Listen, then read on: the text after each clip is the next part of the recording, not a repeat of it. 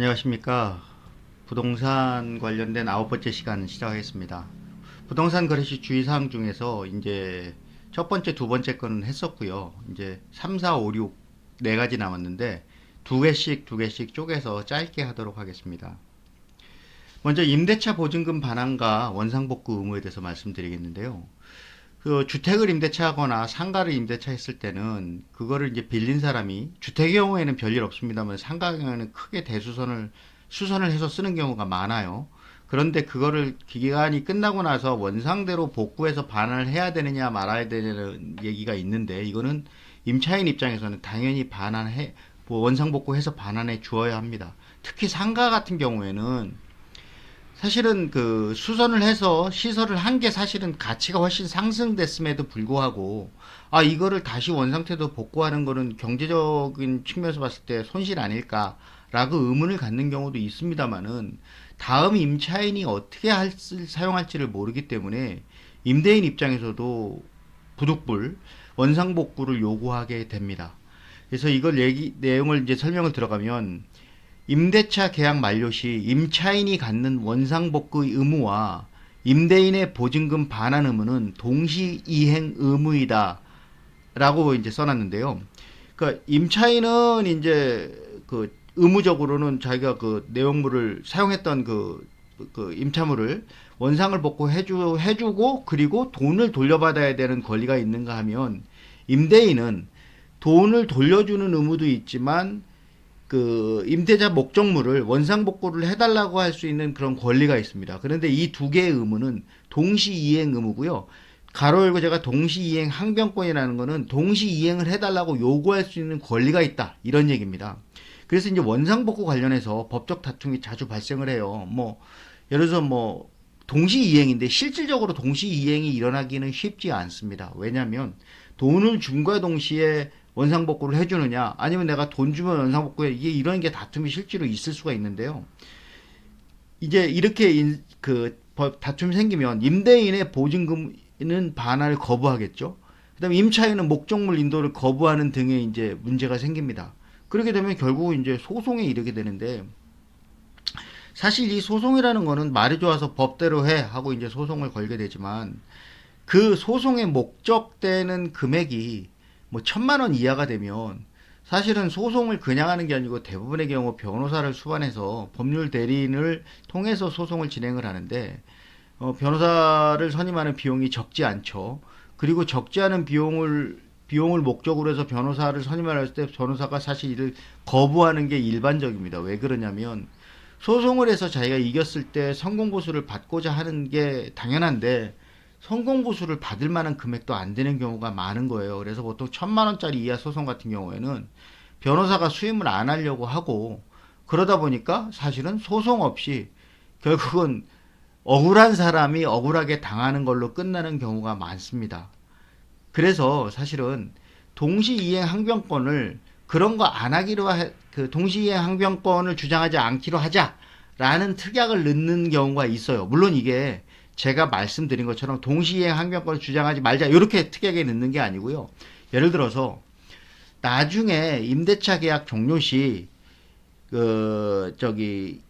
임대차 목적물을 원상복구 해달라는 분쟁이 발생할 경우, 임대인은 보증금 중에 1,000만 원을 까고 일단 반환하고, 그게 완전히 진행됐을 때 나머지 금액을 돌려주기로 한다, 이런 식으로 특약을 넣을 수가 있어요. 그런데 이렇게 특약이 있으면 특약이 우선됩니다.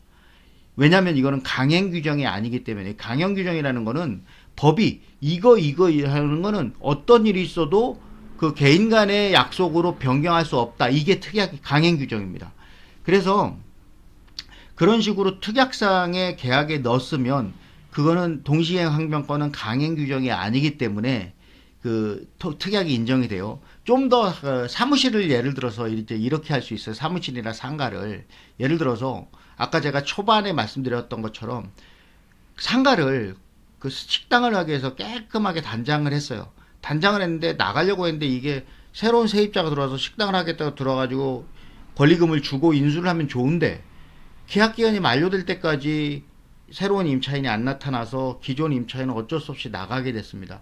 근데 그거를 권리금도 못 받은 것도 억울한데 그걸 원상복구하려면 또 돈이 들잖아요. 그래서 너무 억울해요. 그래서 임대인하고 어떻게 하냐면 이거를 내가 그냥 두고 나가는데 혹시라도 나중에라도 다른 사람이 들어와서 이걸 식당으로 쓴다고 하면서 이 시설물을 그냥 사용한다고 하면 그냥 그거는 원상복구 의무를 내가 이행하지 않는 걸로 하고 그 보증금 잔금을 당신이 잡아놨더니 그냥 돌려줘 이렇게라고 특약을 할 수도 있습니다. 그렇게 됐을 때 이제 자기가 이제 원상복구를 하지 않고 그 돈을 다 받아갈 수 있는 그런 이점이 생기죠. 그런데 이때는 또 다른 문제가 생기는 게 그러면 새로 들어오는 임차인은 원상복구 의무를 어떻게 질 거냐? 시설이 돼 있는 상태에 원상복구를 해주는 거를 인정을 받을 거냐? 아니면 아예 시설이 안 된 상태로 원상복구를 하는 거 받을 거냐? 이런 문제가 또 생깁니다. 그래서 그것도 사실은 그 당시 특약으로 정리해 주어야 합니다. 아까 제가 강행규정을 하나 예를 들어 강행규정에 대해서 말씀을 드렸는데요. 이 강행규정의 예 중에 하나는 계약갱신 청구권이라는 게 있어요. 지금 우리가 그 전세나 월세로 살죠. 그러면 2년에 있어서 한 번 계약갱신 청구를 할 수 있잖아요. 그 다음에 상가 임대차 보호법 같은 5년 혹은 10년에 그런 기간 동안 계속 사용할 수 있는 계약갱신 청구권이 법으로 인정이 되어 있습니다. 이거는 예를 들어서 특약으로 2년이 지났을 때 나는 당신한테 임대차 계약 연장을 안 해줘 라고 특약을 했다고 하더라도 그 특약은 무효예요. 왜? 이 계약갱신 청구권은 강행 규정입니다. 이렇게 이해하시면 될 것 같고요. 다음은 이제 임차권 등기에서 말씀드리겠습니다. 임차권 등기하고 가로하고 명령제도라고 했죠. 요거는 조금 이따 설명을 드릴게요. 임차권 등기하고 전세권 등기하고는 차이가 있습니다. 전세권은 등기하지 않으면 효력이 없어요. 따라서 임대차 보호법상의 보호를 받지 않는 경우, 이게 어떤 경우냐면 주택임대차보호법이니까 주거용으로 사용하지 않으면 그 주택임대차보호법에 해당하지 않고요. 더군다나 계약의 상대편이 법인이면 임대차보호법상의 보호를 받지 않습니다. 그래서 임대인 이런 경우에는 그 임대인과 집주인의 동의를 받아서 전세권을 설정을 해요.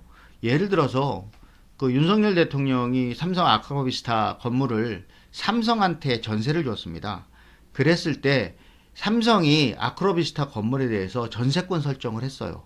근데 이게 문제는 사실 많은데 그거는 논외로 하고 어찌됐든 그런 식으로 법인이 임대차를 빌릴 경우에는 전세권 설정을 대부분 합니다. 그리고 집주인도 이런 경우를 동의를 해줘요. 중요한 것은 전세권의 경우 집주인이 전세권 설정에 동의를 해줘야만 설정을 할 수 있습니다. 그런데 임차권 등기는 이와는 좀 달라요. 임대차 기간이 종료된 후에 보증금을 돌려받지 못하고 이사가면 우선 변제권이 상실이 되죠. 왜냐하면 우선 변제권은 전입신고하고 점유를 하고 있어야 인정이 돼요. 근데 임대차 보증 기간이 종료됐으니까 이사를 했는데 보증금을 돌려받지 못했다고 해서 우선 변제권을 유지시켜준다? 그렇지 않아요. 이사를 가면 우선 변제권은 상실이 돼요. 이 경우에 임차인의 권리 보장을 위해서 임차권 등기 제도가 생겼는데 이게 특이한 것은 임대인, 집주인의 동의 없이 등기 설정이 가능합니다. 그래서 단 법원의 허가를 받아야 돼요. 그래서 법원이 임차권 등기를 해라 라고 명령을 해요. 그래서 임차권 등기 명령 제도입니다. 이거는 사실은 복잡하지는 않고 저도 이제 개인적으로 직접 해봤었는데 법원이 원하는 서류를 작성을 하고 기간이 만료됐는데 돈을 돌려받지 못했다라는 것을 증명을 해서 법원에 신청을 하면 법원에서 그래 네 말이 맞네.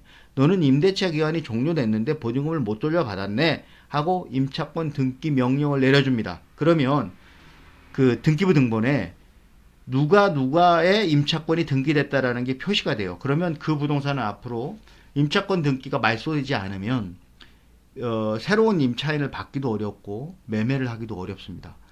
그래서 임차권 등기하면 일단 우선 변제권을 유지할 수 있어요. 그리고 변제받지 못하는 기간에 대해서 이자를 청구할 수 있습니다. 이자는 법정이자예요. 보통의 5% 혹은 상거래액이 6%인데 그 이자를 청구할 수 있고요. 이게 사실 임대차 보증금이 뭐 2억, 3억 그것도 크지만 10억, 20억 되는 임대차 보증금도 있어요. 그럴 때 이자 5%는 상당합니다. 자, 그리고 이렇게 했음에도 불구하고 계속 못 받을 수도 있죠. 그래서 지속적으로 변제받지 못할 경우에는 해당 부동산에서 경매 신청도 가능합니다. 그리고 뭐 소소한 건데 감정적인 다툼이 돼요. 이런 경우에는. 근데 임차권 등기에 말소할 때는 임대인이 찾아와서 임차인한테 야, 내가 그 이제 돈 물어줄 테니까 임차권 등기 말소해줘 라고 여겼을 때 요구했을 때 기존에 못 받은 임대차 보증금은 당연하고 거기에 임대인이 임차권 등기를 말소하는 그리고 그 전에 설정했을 때 드는 비용 일체를 다 네가 줘. 안 그러면 나 말소 안 해줄 거야 라고 할 수도 있다는 겁니다. 참고로 알아두십시오. 이번 시간은 여기까지 하겠습니다.